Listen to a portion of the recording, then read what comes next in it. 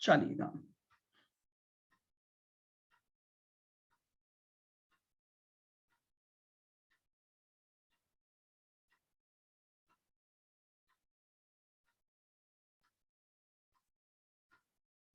एक profit statement हम बनाएंगे। सबसे पहले लिखेंगे क्लोजिंग कैपिटल। देखो करने के कई तरीके होंगे, ठीक है, मैं वो फॉर्मेट यूज कर रहा हूं जो जनरली हमारी सारी बुक्स वगैरह में यूज होता है। बाकी ऐसा कोई रूल नहीं है, मैं ओपनिंग कैपिटल से भी चल सकता हूं, बीच में बैलेंसिंग फिगर निकाल लूंगा, मैं क्लोजिंग कैपिटल से उल्टा भी चल सकता हूं। तो मैंने सबसे पहले क्लोजिंग कैपिटल ली, यानी कैपिटल एट द एंड। अब समझना, ये जो क्लोजिंग कैपिटल मैंने लिखी होगी ये आफ्टर एडजस्टिंग ऑल आइटम्स होंगे, क्योंकि कैपिटल तभी आती है जब आप इसमें ड्यूरिंग द पीरियड के सारे एडजस्टमेंट्स कर चुके हो। अब हम उन आइटम्स को एक एक करके वापस से देखना, रिव्यू करना चालू करेंगे। क्लोजिंग कैपिटल में प्लस कर दूंगा ड्राइंग्स,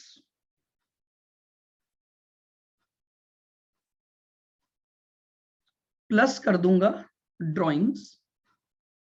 वो ड्राइंग्स कैश हो सकती हैं और काइंड में हो सकती हैं, ठीक है। ड्राइंग्स को मैंने क्या कर दिया, ऐड कर दिया। इसमें से लेस करूंगा। सर यहीं से स्टार्ट करवाया क्या? हाँ जी बिल्कुल,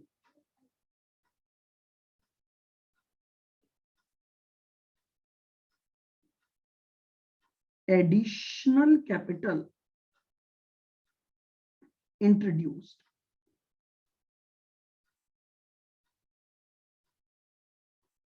ठीक है, पहले एक बार इस फॉर्मेट को लिख लीजिए आप, फिर हम थोड़ा सा इस पर चर्चा करेंगे, हम इसको और कैसे कर सकते हैं और किस तरह से इसकी अकाउंटिंग हम कर सकते हैं। तो जितनी मैंने during the year additional capital लगाई, हम वो एडिशनल कैपिटल वापस से हटा देंगे कि भैया मैंने इतनी कैपिटल लगाई थी तो मेरी क्लोजिंग कैपिटल बड़ी हुई होगी, तो मैं उस एडिशनल कैपिटल को क्या कर दूंगा, माइनस कर दूंगा।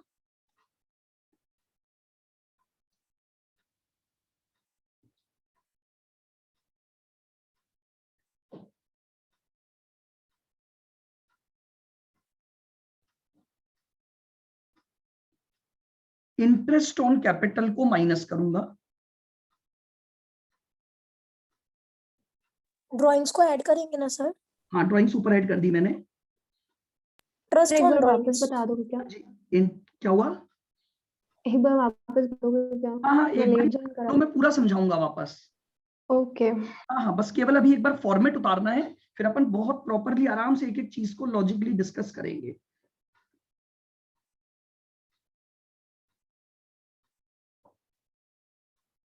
लीजिए, मैंने इंटरेस्ट ऑन ड्राइंग्स को प्लस कर दिया,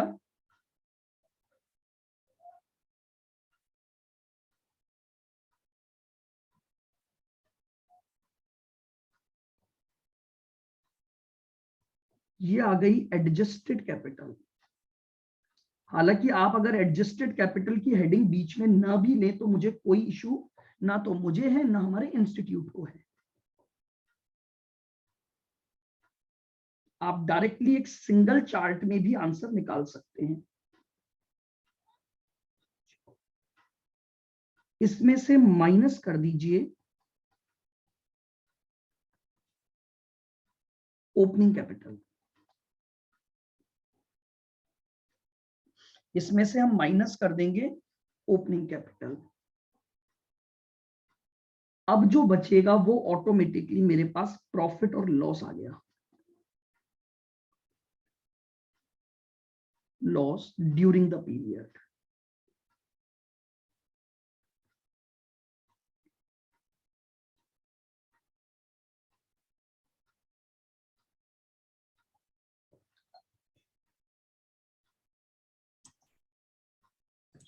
ये लीजिए मेरा आंसर आ गया।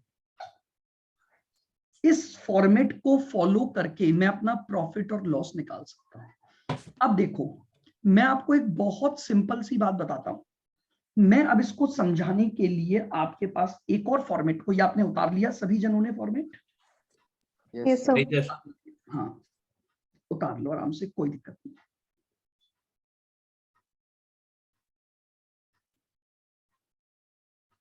और आओ, अब मैं आपके साथ थोड़ा कॉन्सेप्चुअली चलते हुए एक और स्टेटमेंट। सर एक बार ऊपर कर दो, मैं स्क्रीनशॉट ले लूंगा। हाँ हाँ बिल्कुल, आप बिल्कुल स्क्रीनशॉट लो, ये लो। यहां से स्टेप 3 से हमने चालू किया है। आओ, अब है ना, एक बार को ये फॉर्मेट भूल जाओ, और अब मैं आपसे आपकी बचपन की बातों पर बात करूंगा। बचपन की बातों का मतलब है आप जब छोटे छोटे बालक थे, छोटे मतलब कॉमर्स के छोटे बालक, कहीं आप नर्सरी और प्रेप में पहुंच जाओ, वहां तक की नहीं जाना है, उतना छोटा भी नहीं होना है। जब आपने कॉमर्स का बचपन स्टार्ट किया था, तो आपने एक कैपिटल अकाउंट बनाना सीखा था। कैपिटल अकाउंट बनाने का मतलब, जैसे चाहे वो आपकी पार्टनरशिप फर्म हो, ध्यान से सुनना मेरी बात को, चाहे वो आपका सोल प्रोप्राइटर हो, जो स्मॉल बिजनेसेस होते हैं, वहां पर आपने बचपन से कैपिटल अकाउंट बनाया। आओ जरा अपन उसी कैपिटल अकाउंट पर चर्चा करते हैं। देखो, मैंने सबसे पहले अपने बिजनेस में ओपनिंग कैपिटल लगाई होगी। अगर मैं कुछ गलत बोलूं तो आप प्लीज मुझे करेक्ट कर देना, क्योंकि देखो भाई, मैंने तो 11th बहुत सालों पहले पढ़ी थी और आपने तो जल्दी ही पढ़ी है। तो सबसे पहले मैंने अपना एक बिजनेस स्टार्ट किया और उसमें कुछ कैपिटल लगाई, तो मैंने कैपिटल इंट्रोड्यूस कर दी। अब ड्यूरिंग द ईयर मेरी कैपिटल में जो जो बातें मेरे कैपिटल अकाउंट में आनी चाहिए, मुझे उन सबको यहां पर इनकॉर्पोरेट करना है, ताकि मैं ये निकाल सकूं कि ईयर एंड पर मेरा कैपिटल का बैलेंस क्या है। धीरे धीरे एक एक पॉइंट को सुनना। बताओ, अगर ड्यूरिंग द ईयर मैंने कुछ एडिशनल कैपिटल लगाई, तो क्या आपको लगता है कि एडिशनल कैपिटल मेरे इस कैपिटल के ओपनिंग बैलेंस को बढ़ा देगी? यस सर, ऐड कर हाँ देंगे। सर। मैं ऐड करूंगा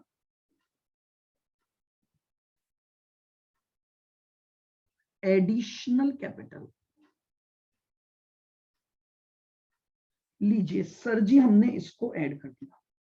सर एक बात बताओ, अगर मुझे ये बोला जाए कि आपको आपकी लगाई हुई कैपिटल पर 10% का इंटरेस्ट भी ड्यू होगा। जनरली ऐसा तब होता है जब हम पार्टनरशिप फर्म के क्वेश्चन करते हैं, तो पार्टनर्स को उनकी लगाई क्यों, क्योंकि इनकम्प्लीट रिकॉर्ड सोल प्रोप्राइटर का भी हो सकता है, फर्म का भी हो सकता है। तो बताइए, क्या इंटरेस्ट ऑन कैपिटल अगर पार्टनर को या हमें ओनर को देनी है, तो क्या उसके कैपिटल का बैलेंस बढ़ जाएगा या नहीं बढ़ जाएगा? बढ़ेगा सर। लीजिए, तो मैंने इसमें प्लस कर दिया इंटरेस्ट ऑन कैपिटल।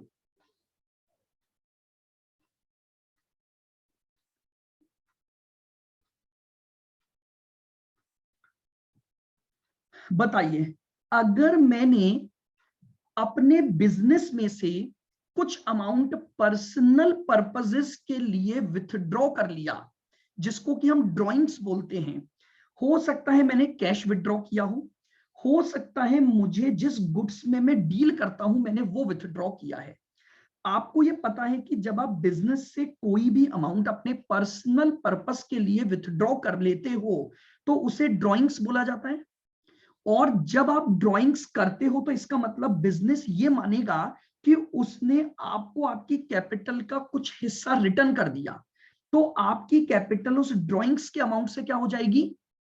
कम हो जाएगी। लेस। तो यहां पर मैंने माइनस किया drawings.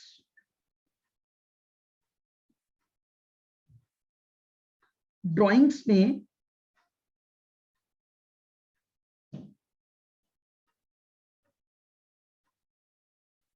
Cash withdraw,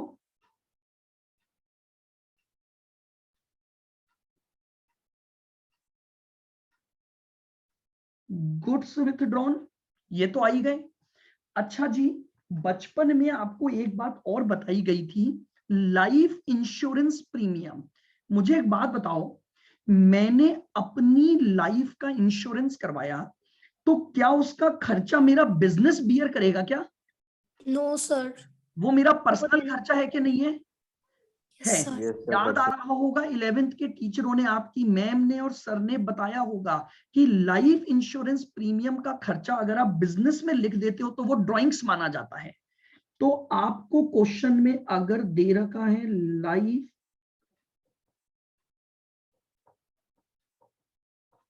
insurance premium, clear बिल्कुल। इसी तरह से आपका इनकम टैक्स, भैया इनकम आपने कमाई, आपकी इनकम पर टैक्स अगर आप फर्म की अकाउंटिंग में लिख रहे हो तो इसका मतलब वो ड्राइंग्स का हिस्सा हो गया। आपको इनकम टैक्स देना था, आपको अगर अपनी पर्सनल इनकम पर टैक्स देना है तो वो आपका खर्चा है, बिजनेस का खर्चा नहीं है। बिजनेस जो टैक्स देगा वो बिजनेस का खर्चा है, लेकिन आपके ऊपर जो टैक्स बनेगा वो टैक्स तो आप ही को देना पड़ेगा। तो अगर आप उस इनकम टैक्स को बिजनेस में लिखते हैं तो वो भी आपकी ड्राइंग्स। तो बताओ, क्या अगर मैंने कोई भी ड्राइंग्स की है तो क्या वो मेरी कैपिटल को कम करेगी या नहीं करेगी? करेंगी सर। ये लीजिए, मैं इधर चला, मैं बिल्कुल सिंपल बैलेंसेस पे आधार पर चल रहा हूं। आओ मुझे बताओ, अगर कल को किसी भी ओनर, प्रोपराइटर या पार्टनर को कोई रेमुनरेशन या सैलरी देते हो तो क्या उससे उसकी कैपिटल को बढ़ाते हो या नहीं बढ़ाते हो? बढ़ाते हैं। क्यों बढ़ाते हो समझ रहे हो? कि बिजनेस ये बोल रहा है कि तुमने ये जो कैपिटल लगाई थी ये तो हमें तुम्हें देना बनता ही है, अब तुमने अपने एफर्ट्स भी लगाए बिजनेस में, तो बिजनेस को तुम्हें एक और अमाउंट देना बनता है जो है आपकी सैलरी। अगर आप ले लेते हो तो वेरी गुड, अगर आप उसे रहने देते हो बिजनेस में तो बेसिकली आपकी कैपिटल बढ़ जाएगी। तो लीजिए, मैं एक बार कैपिटल निकालना चाह रहा हूं तो मैंने यहां पर प्लस कर दिया। सर हाँ जी, रेमुनरेशन या सैलरी बोलो।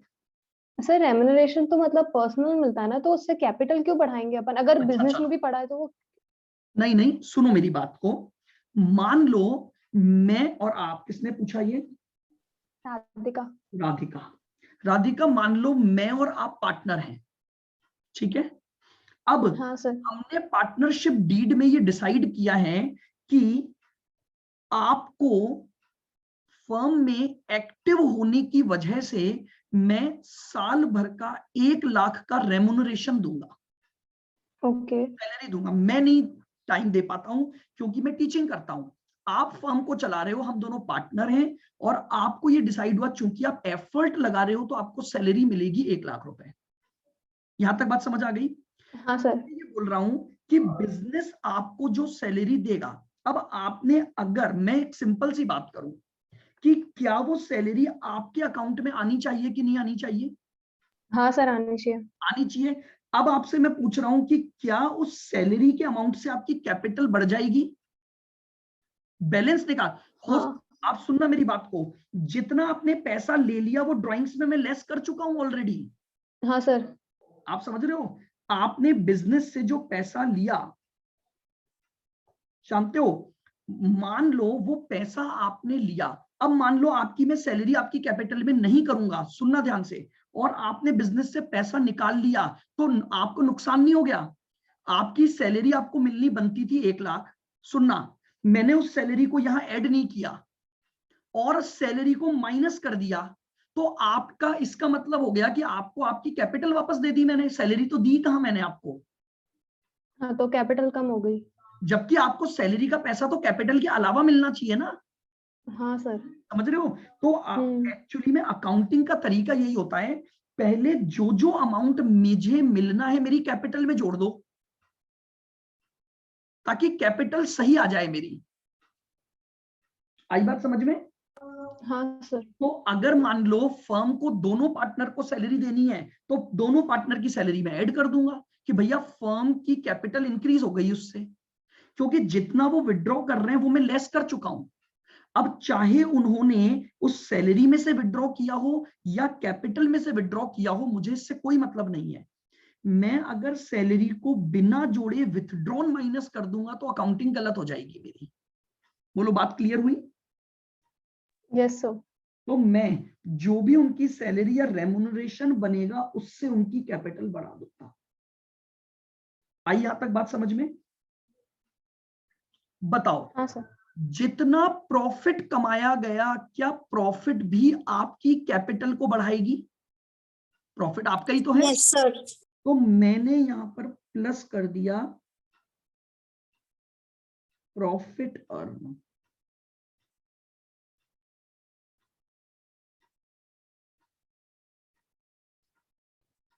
During the period. बोलो बात समझ आई? अगर ड्यूरिंग द ईयर लॉस हो गया तो आपकी कैपिटल गिर जाएगी, क्योंकि आपको लॉस बियर करना पड़ेगा। तो लॉस बियर करना पड़ेगा तो अब फर्म आपको कम पैसा चुकाएगी। तो अगर लॉसेज हैं तो मैं लॉस,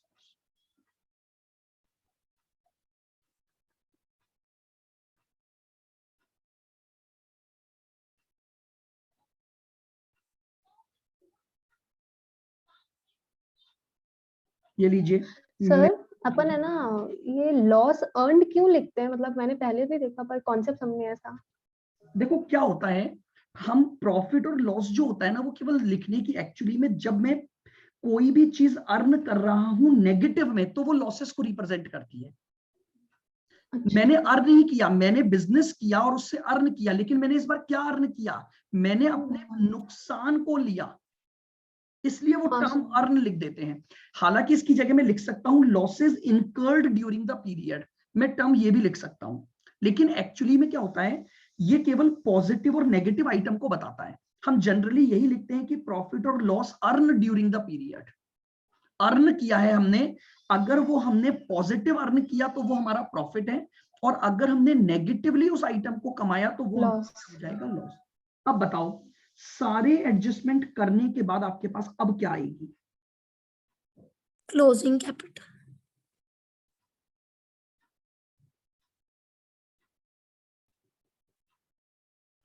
क्या ये फॉर्मेट सबको क्लियर हुआ बिल्कुल विथ लॉजिक? बोलिए। सर इंटरेस्ट ऑन कैपिटल अपने पास आएगी ना, क्योंकि अपन ने एडिशनल कैपिटल इंट्रोड्यूस करी है। किया है मैंने, हाँ। मेरा कैपिटल का बैलेंस बढ़ जाएगा। अच्छा, सर ये तो interest सेम वैसे ही हुआ ना जैसे अपने पार्टनर्स कैपिटल अकाउंट बनाते थे, हाँ बिल्कुल वही चीज कर कई रहा हूं कॉपी अभी। है। अगर पार्टनरशिप फर्म है तो ये देखो समझो, सैलरी रेम्युनरेशन अगर होगा पार्टनरशिप फर्म तो मैं ले लूंगा। एक आइटम रह गया, इंटरेस्ट ऑन ड्राइंग्स, क्योंकि अगर ड्राइंग्स मेरे पे चार्ज हो रही है तो इंटरेस्ट ऑन ड्राइंग्स भी मेरा नुकसान है, मेरी कैपिटल को क्या करेगा, कम। मैं यही लिख देता हूं बीच में, अगर आपके पास जगह हो तो आप भी लिख लो। इंटरेस्ट ऑन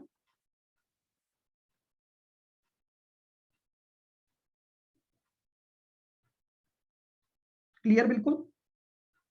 अब मुझे एक बात बताओ, मैं आपको ये बोलूं इस पूरे फॉर्मेट में आपके पास हर एक आइटम है, प्रॉफिट और लॉस मिसिंग है। ओपनिंग कैपिटल भी आपको क्वेश्चन में दी हुई है, क्लोजिंग कैपिटल भी आपको क्वेश्चन में दी हुई है, और ये सारी इंफॉर्मेशन भी आपको क्वेश्चन में दी हुई है। तो क्या as a balancing figure value आप प्रॉफिट और लॉस निकाल सकते हो क्या? Yes sir. बोलो, सभी जने निकाल सकते हो? yes. हाँ बिल्कुल। सर। अब मैं आपको बोल रहा हूं इस फॉर्मेट को उल्टा कर दो तो भी मैं काम कर सकता हूं, यानी अगर मैं क्लोजिंग कैपिटल से अपने क्वेश्चन को स्टार्ट करूं तो जितने आइटम ऐड हैं उनको लेस कर दो, और जितने आइटम लेस हैं उनको ऐड कर दो। देखो ध्यान से जरा, क्लोजिंग आ जाएगी, क्लोजिंग ओपनिंग से आ जाएगी, उल्टा चल रहा हूं मैं, ओपनिंग आ जाएगी। उल्टा चल रहा हूं। तो मैं ये बोल रहा हूं अगर क्लोजिंग से उल्टा चलूंगा तो देखना, प्रॉफिट और लॉस छोड़ दो एक बार, मैंने क्लोजिंग में से लेस कर दिया सैलरी, क्योंकि क्लोजिंग निकालते समय वो जुड़ा हुआ होगा। मैंने उसमें ऐड कर दिया इंटरेस्ट ऑन ड्राइंग्स, मैंने उसमें ऐड कर दिया ड्राइंग्स, मैंने उसमें से लेस कर दिया इंटरेस्ट ऑन कैपिटल, मैंने उसमें से लेस कर दिया एडिशनल कैपिटल, और मैंने उसमें से लेस कर दिया ओपनिंग कैपिटल। तो जो बचा हुआ अमाउंट है वो मेरा प्रॉफिट और लॉस आएगा कि नहीं आएगा? Yes sir. यानी मैं आपको ये नहीं बोल रहा हूं कि आप इस फॉर्मेट को फॉलो करो, ये मैंने इसलिए बनाया क्योंकि जनरली क्लोजिंग कैपिटल निकालते समय सारे एडजस्टमेंट हो चुके हैं। मैं यहां से उल्टा चलूंगा और मैं अपना प्रॉफिट और लॉस निकाल सकता हूं। अगर आपको लगता है, आपको यह आसान लगता है, आप इसको बनाएं और इस अमाउंट को बैलेंसिंग फिगर ओपनिंग कैपिटल लिखें, सारे एडजस्टमेंट करें, तो क्लोजिंग कैपिटल आपको क्वेश्चन में ऑलरेडी गिवन होगी क्योंकि अपन स्टेटमेंट ऑफ अफेयर्स बनाकर निकाल चुके हैं। तो आप प्रॉफिट और लॉस फॉर द पीरियड निकाल सकते हो। But general trend of the question ये रहता है, हम क्लोजिंग कैपिटल से स्टार्ट करते हैं, सारे एडजस्टमेंट्स जो उस क्लोजिंग कैपिटल में हो चुके हैं उनको उल्टा कर दो, रिवर्स कर दो। क्लोजिंग कैपिटल से स्टार्ट करो, क्लोजिंग कैपिटल के पहुंचने में आपने जो जो एडजस्टमेंट्स किए हैं उनको रिवर्स कर दो, तो आपके पास अल्टीमेटली क्या आ जाएगा? प्रॉफिट और लॉस फॉर द पीरियड आ जाएगा। बताइए, क्या आपको अब ये पॉइंट समझ आया? Yes sir. बहुत सिंपल सा है, बस Sir. यही आपका मेथड नंबर 1 है। इतना सा ही है ये मेथड नंबर 1, जो आपको ये बताता है 3 स्टेप्स आपको फॉलो करनी है। स्टेप नंबर 1, आप स्टेटमेंट ऑफ अफेयर्स बनाएंगे at the end of the year और उससे क्लोजिंग कैपिटल निकालेंगे। ठीक है। दूसरा आपको क्या करना है? Statement of affairs at the beginning बनाना है और बिगनिंग में आपको स्टेटमेंट ऑफ अफेयर्स बनाकर ओपनिंग कैपिटल निकाल लेनी है और फिर इन दोनों के बीच का जो गैप है वो प्रॉफिट फॉर द ईयर आपको कैलकुलेट करना है एक स्टेटमेंट बनाकर। बस, these are the 3 steps to be followed to calculate profit और लॉस फॉर द बिजनेस। चलिएगा, बिल्कुल एक बेसिक एग्जांपल से मैं आपको इसको बनाना भी सिखा देता हूं। लिखेंगे एक एग्जांपल।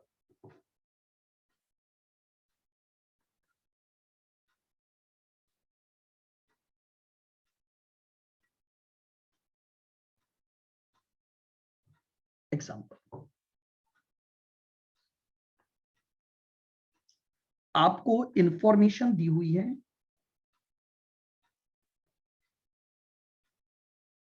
1 अप्रैल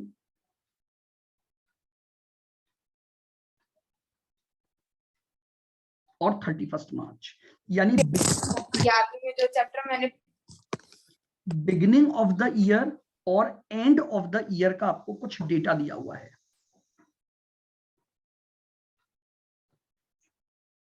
लिखेंगे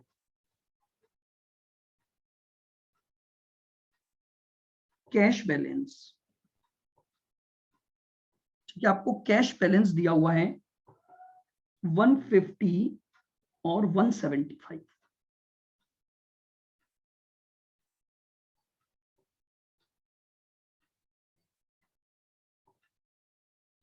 फिर आपको दिया हुआ है बैंक बैलेंस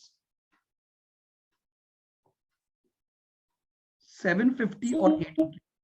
इसमें लेना है क्या क्या? सर? ये लाख में अमाउंट है क्या? नहीं, रुपीज ही है, नॉर्मल। इजी ऐसे ही? अरे तो भैया ये स्मॉल ट्रेडर है, इसकी तो चाय की दुकान है बस केवल। अच्छा सर, मेरे को लगा लार्ज ना, वाली। कुछ नहीं, बहुत छोटे स्मॉल। हालांकि डेटा कैसा भी दे दूं, देखो मैं आपका, आप लैक्स मान लो, 1000 मान लो और नॉर्मल भी मान सकते हो। फर्नीचर है आपका, आपको दे रखा है 100 का और आपको फर्नीचर क्लोजिंग में भी इसने 100 ही दे रखा है।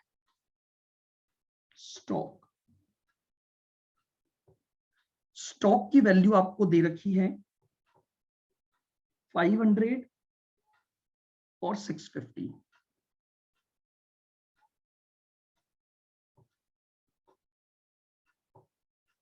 फिर आपको दे रखे हैं क्रेडिटर्स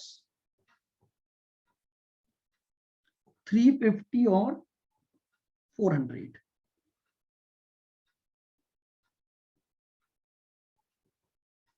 और एक आपको दे रखे हैं डेटर्स 250 और 300। ये डेटा उसने आपको दिया हुआ है। नीचे आपको इंफॉर्मेशन दी हुई है,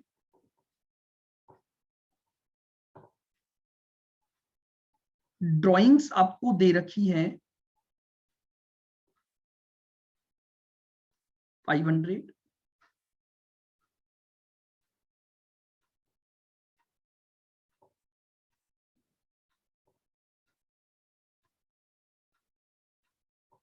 और एडिशनल कैपिटल आपको दी हुई है 250।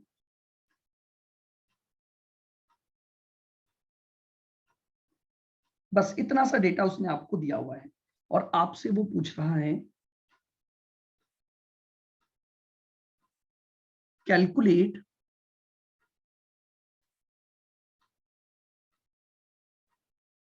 Profit oblique loss.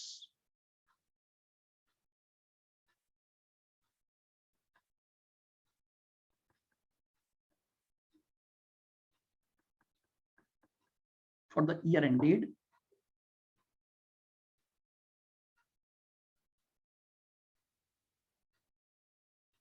ये लीजिए, मैंने कोई एडजस्टमेंट नहीं, बिल्कुल एक बेसिक सा क्वेश्चन आपको दिया है। धीरे धीरे हम बात करेंगे। तो देखिए हमारे पास ओपनिंग बैलेंसेस सारे दिए हुए हैं, हमारे पास क्लोजिंग बैलेंसेस दिए हुए हैं, फिर आपको दो एडजस्टमेंट उसने केवल दे रखे हैं, वो आपके पास है एक तो ड्राइंग्स का और एक आपके पास है एडिशनल कैपिटल का। अब आपसे पूछा गया है प्रॉफिट और लॉस आपको कैलकुलेट करना है for the year end date. आइएगा सर हल्का सा स्क्रॉल अप कर दो। हाँ जी, ये लो, लिख लिया, आराम से लिख लिया। हाँ सर डन। चलिए सबसे पहले हम बनाएंगे स्टेटमेंट ऑफ अफेयर्स।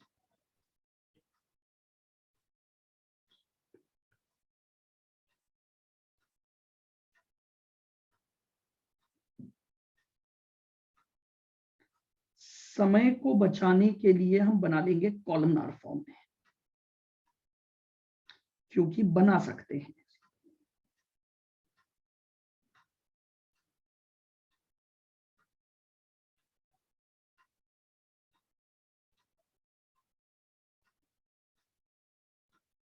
लाइबिलिटीज यहां पर हम बना देंगे 1 अप्रैल को लेकर, यहां हम डेटा ले लेंगे 31 मार्च। फिर हम इसी तरह से असेट्स ले लेंगे 1 अप्रैल और 31 मार्च। चलिए अब जो जो डेटा दिया हुआ है हम पहले असेट्स में लिखते चलते हैं। कैश बैलेंस, कैश बैलेंस,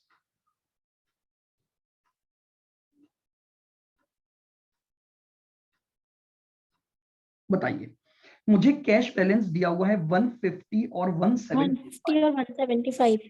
ये मैंने लिख दिया 150 और 175। Bank balance 750 800। ये हमें दिया हुआ है 750 और 800।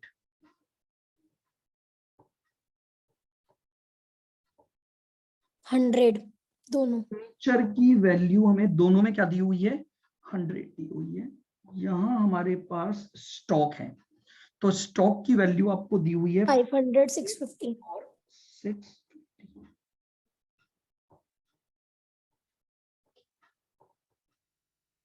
फिर हमें दिया हुआ है डेटर्स, तो डेटर्स हमें दिया है कितना, 250 और 300। ये लीजिए, हमने 1 अप्रैल के लिए भी स्टेटमेंट ऑफ अफेयर्स बना लिया और 31 मार्च के लिए भी बना लिया। इधर आते हैं तो हमें क्रेडिटर दिया हुआ है,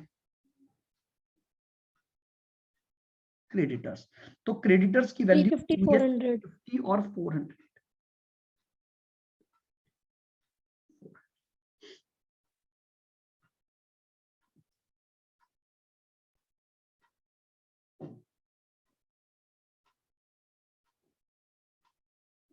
कैपिटल निकालेंगे हम बैलेंसिंग फिगर, क्योंकि बाकी सारा डेटा हम लिख चुके हैं। तो 150 plus 750 plus 100 plus 500 plus 250 minus 350, तो हमारे पास ओपनिंग कैपिटल आ गई 1400। 175 plus 800 plus 100 plus 650 plus 300 minus 2025 1625।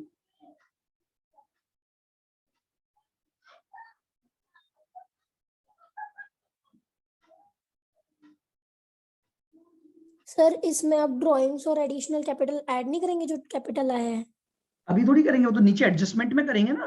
Sir इसके अंदर नहीं कर सकते ना अपने? इसमें कैसे करोगे आप?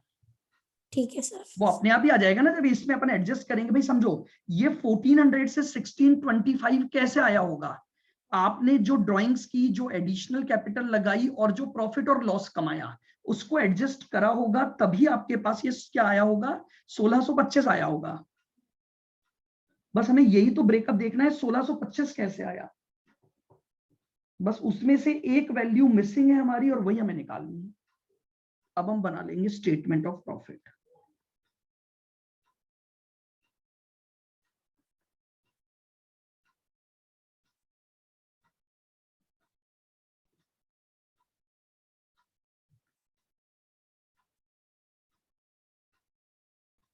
क्लोजिंग कैपिटल बताइए।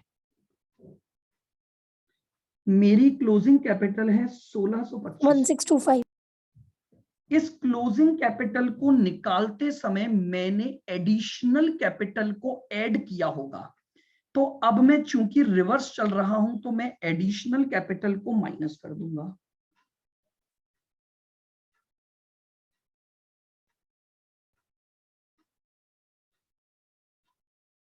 एडिशनल कैपिटल, मैंने एडिशनल कैपिटल लगाई है 250।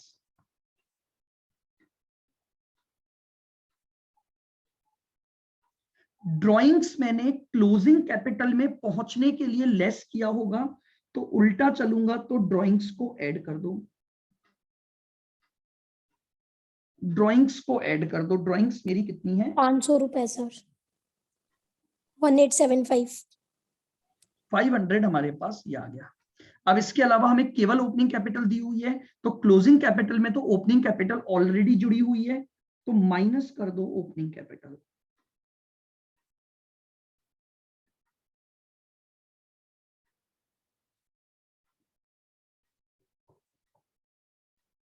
लीजिए, अब जो बचा वो मेरा प्रॉफिट या लॉस आ जाएगा। तो 1625 में से 250 गए, प्लस 500 जुड़े और माइनस 1400। इसका मतलब मैंने ड्यूरिंग द ईयर 475 रुपए का प्रॉफिट कमाया।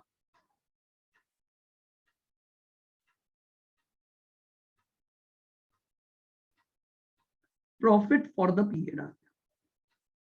ये लीजिए, बिल्कुल एक बेसिक से क्वेश्चन से मैंने आपको बता दिया। बस इस स्टेटमेंट ऑफ अफेयर्स का काम इतना सा ही है, समझ रहे हैं आप? आपको क्या करना है, ओपनिंग स्टेटमेंट ऑफ अफेयर्स बनाना है, फिर आपको क्लोजिंग स्टेटमेंट ऑफ अफेयर्स बनाना है, फिर उन दोनों से आपके पास क्या आ जाएंगी, आपकी कैपिटल आ जाएंगी। देन आपके पास ये जो कैपिटल आई, इनको लेते हुए आपको क्या बनाना है, आपको एक स्टेटमेंट बनाना है, जिस स्टेटमेंट से आप अपना प्रॉफिट और लॉस फॉर द पीरियड निकाल पाओगे।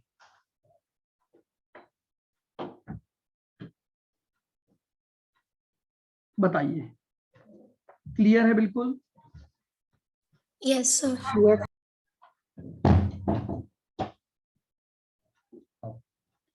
जरा क्वेश्चन पर आगे जाने से पहले मैंने आपको कहा था, हमारे दिमाग में कई बार एक पॉइंट आता है, सर हमने ये बनाई तो बैलेंस शीट ही है ना, क्या ये बैलेंस शीट नहीं बनाई आपने? हाँ सर। हाँ सर। सर ये इसको नाम हम स्टेटमेंट ऑफ अफेयर्स क्यों दे रहे हैं? यानी ये क्वेश्चन आपसे पूछा भी जा सकता है कि डिफरेंस बताइए कि स्टेटमेंट ऑफ अफेयर्स और बैलेंस शीट में डिफरेंस क्या होता है। तो आओ मैं आपको कुछ 2-3 डिफरेंसेस बताता हूं जो सफिशिएंट है आपको इसको समझने के लिए। तो हम एक थ्योरी का पार्ट भी यहां पर लिख लेते हैं। लिखेंगे आप,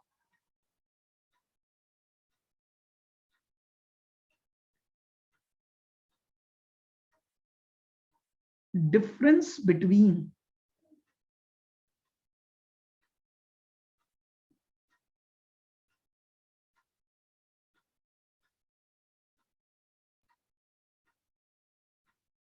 statement of affairs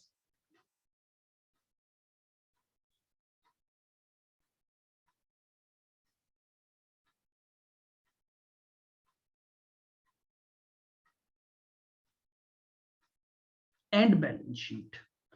ठीक है, statement of affairs and balance sheet में अगर हम बात करें, आइएगा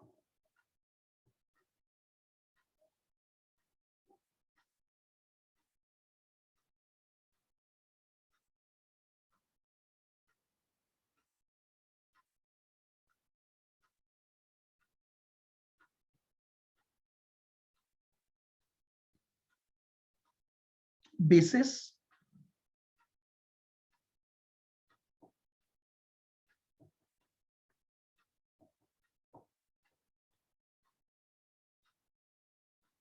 statement of affairs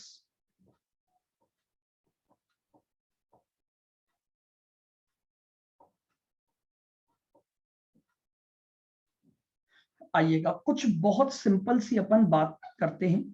देखिएगा, इसमें सबसे पहला पॉइंट है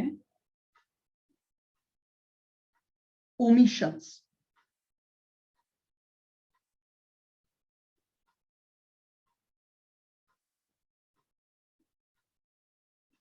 ऑफ assets oblique liability।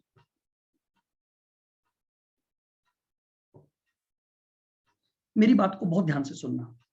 देखो क्या होता है, जब आप स्टेटमेंट ऑफ अफेयर्स बनाते हो ना, इसमें आप कैपिटल को बैलेंसिंग फिगर निकालते हो। अब जरा सोचो, आप जब कैपिटल को बैलेंसिंग फिगर निकालते समय गलती से आप फर्नीचर लिखना भूल गए तो क्या फर्क पड़ जाएगा उस ओमिशन का? लिखना भूल गए तो ये 1300 आ जाएगी आपकी कैपिटल। आप बात समझ रहे हो मेरी बात को? आप स्टेटमेंट ऑफ अफेयर्स के द्वारा ये फाइंड आउट नहीं कर सकते इजीली कि कहीं आप कोई असेट और लायबिलिटी लिखना तो नहीं भूल गए। अगर मान लो, सोच के देखो, अगर आपसे कोई भी असेट या लायबिलिटी ओमिट हो गई है तो आपको पता ही नहीं लगेगा क्योंकि टोटल तो बराबर ही आएगा आपका। अगर मान लो आप फर्नीचर असेट को लिखना ही भूल गए तो क्या फर्क पड़ा? यहां 1300 आ जाएगा, यहां 1525 आ जाएगा। तब भी आपकी बैलेंस शीट मैच करेगी कि नहीं करेगी?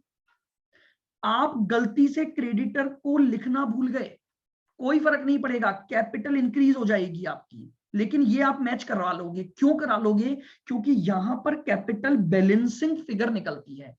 जब आप किसी भी बैलेंस शीट में बैलेंसिंग फिगर कोई चीज निकालते हो ना, तो वहां पर ओमिशंस आप इजीली फाइंड आउट ही नहीं कर सकते। आप ये ट्रेस ही नहीं कर पाओगे कि कहीं इस स्टेटमेंट ऑफ अफेयर्स को बनाने में कोई असेट या लायबिलिटी गलत आप ओमिट तो नहीं कर गए हो। बात आ रही है समझ में? लेकिन जानते हो बैलेंस शीट में पता लग जाएगा। क्यों? आप बैलेंस शीट को जब बनाते हो ना, तो आपके लेजर के बैलेंसेस से बनाते हो। बैलेंस शीट बनाने से पहले आपने अपने सारे लेजर अकाउंट क्लोज किए होंगे कि नहीं किए होंगे? उससे आप बैलेंस शीट बनाते हो, वहां कोई चीज बैलेंसिंग फिगर नहीं होती है। और जब आप बैलेंसेस को लेकर आप अगर बनाते हो और अगर आप कोई आइटम ओमिट करोगे ना, तो बैलेंस शीट मैच नहीं करेगी आपकी। अगर आप असेट लिखना भूल गए तो लायबिलिटी अलग चल रही होगी, असेट अलग अमाउंट पर आ जाएगी। आप इजीली फाइंड आउट कर सकते हो कि मैं कोई असेट लिखना भूल गया हूं। स्टेटमेंट ऑफ अफेयर्स में आप ट्रेस नहीं कर सकते उतना इजीली। क्यों? क्योंकि आप एक आइटम को बैलेंसिंग फिगर निकाल रहे हो। तो अगर आप कोई आइटम लिखना भूल जाओगे तो बैलेंसिंग फिगर वैल्यू ऑटोमेटिकली उसे एडजस्ट कर देगी। लेकिन जब आप बैलेंस शीट बनाते हो तो बैलेंस शीट बैलेंसेस से बनती है। तो अगर आप कोई भी असेट या कोई भी लायबिलिटी, ध्यान से सुनना, कोई भी असेट या कोई भी लायबिलिटी लिखना भूल गए, ध्यान से सुनना, कोई भी असेट या लायबिलिटी आप अगर लिखना भूल गए तो आपको बैलेंस शीट से इजीली पता लग जाएगा। ये पहला डिफरेंस हो गया ओमिशन से रिलेटेड, तो लिखेंगे इसमें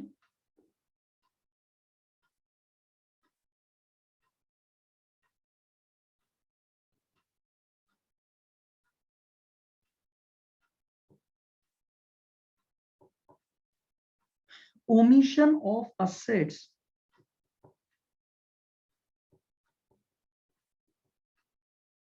liabilities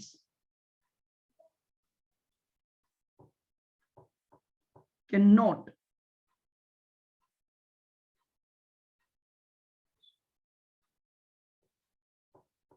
discovered easily। बहुत एफर्ट लगाने पड़ेंगे आपको, क्योंकि टोटल ऑलरेडी आपकी बैलेंस शीट का बराबर आ चुका है।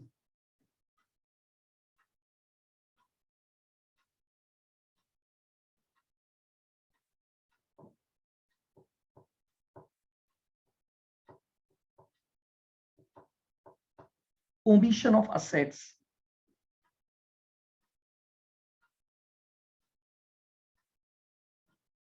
liabilities can be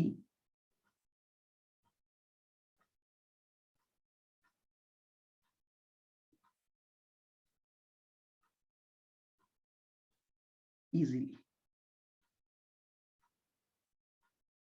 आप अपने अकाउंटिंग रिकॉर्ड से आसानी से पता लगा सकते हो, आपको कोई दिक्कत इसमें नहीं आएगी।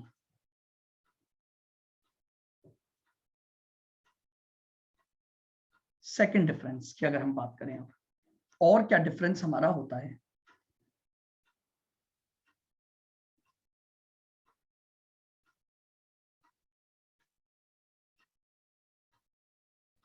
Balance of capital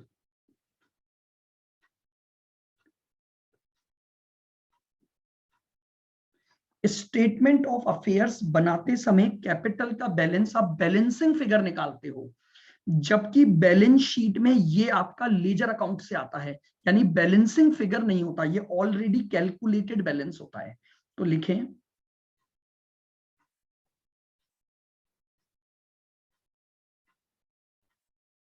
balance of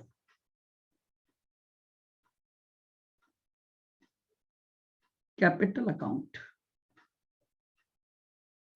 balance of capital account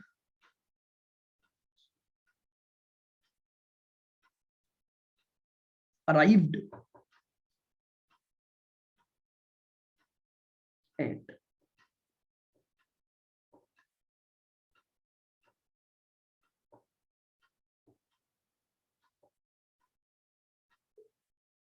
as a balancing figure. ठीक है, यहां पर आप एज अ बैलेंसिंग फिगर लेते हो, जबकि जब आप बैलेंस शीट बनाते हो तो इसमें बैलेंसिंग फिगर नहीं निकलती है।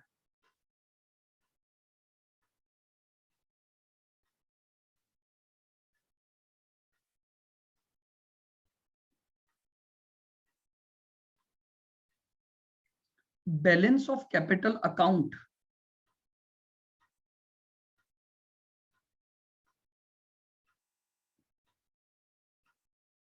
is taken from ledger, taken from ledger।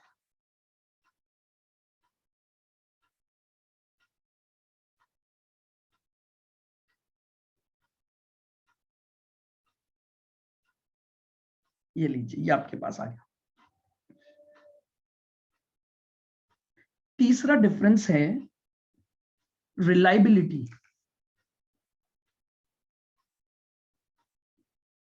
बताओ आप किससे रिलायबल मानोगे, स्टेटमेंट ऑफ बैलेंस शीट को। रिलायबल है या बैलेंस शीट रिलायबल है? बैलेंस शीट रिलायबल है सर। क्यों? क्योंकि जानते हो जब आप किसी भी वर्किंग करते समय कोई भी चीज बैलेंसिंग फिगर करते हो तो उस पर कभी रिलाई नहीं कर सकते। क्यों? क्योंकि अगर आपसे गलती हो गई तो बैलेंसिंग फिगर वाला जो अमाउंट है वो ऑलरेडी एडजस्ट हो जाता है, तो हम उस पर रिलाई नहीं कर सकते। तो आप लिख दो लेस रिलायबल।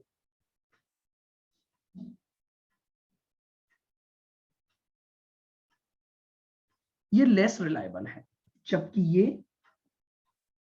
मोर रिलायबल है।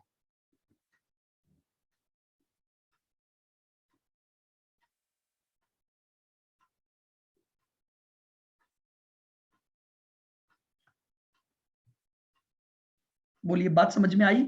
ये लेस रिलायबल है स्टेटमेंट ऑफ अफेयर्स, और जो बैलेंस शीट होती है वो आपकी क्या है, मोर रिलायबल होती है।